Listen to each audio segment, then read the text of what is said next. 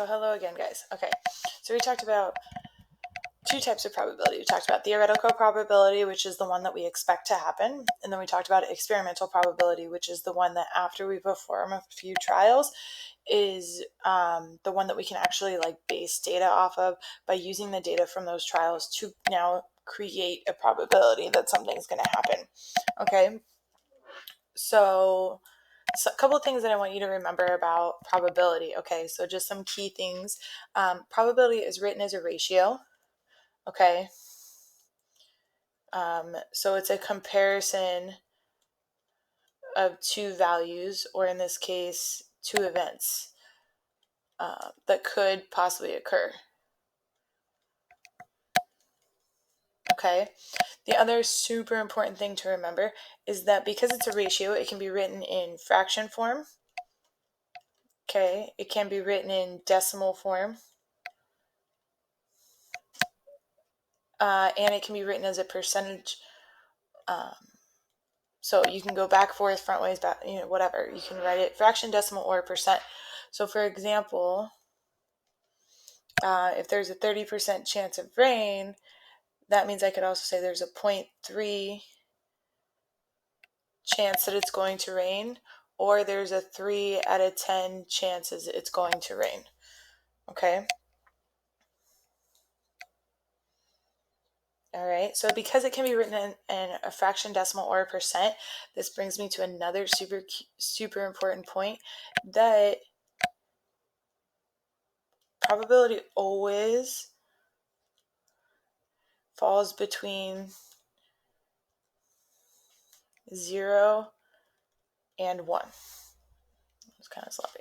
Okay, probability is always between the numbers 0 and 1. Okay, for instance, there could be a 0% chance that something doesn't happen, or there's a 100% chance.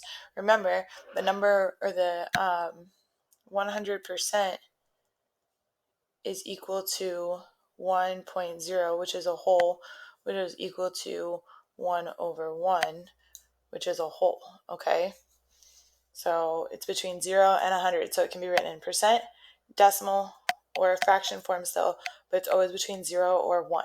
Okay, that being said, we want to remember something that I haven't already taught you guys, is that there is a complement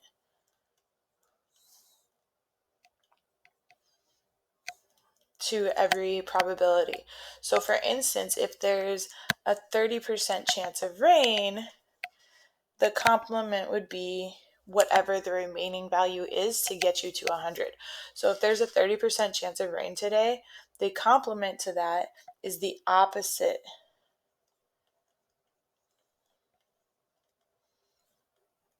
The opposite event or events that could occur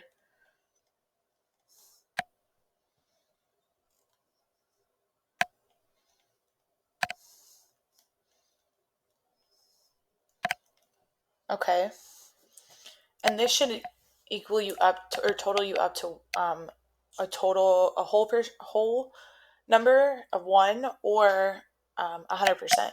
Okay, so for instance, 30% chance of rain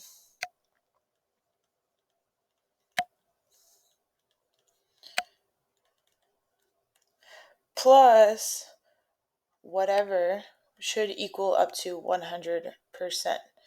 Okay, well in this case, what number plus 30 equals 100? Okay, this is your complement, your complementary event or action that's going to occur in order to equal up to 100%. Well, I know that 100 minus 30, or whatever number plus 30 equals 100, is 70%. So if it's a 30% chance of rain, that means there's a 70% chance it's not going to rain. And that's what a complementary event is.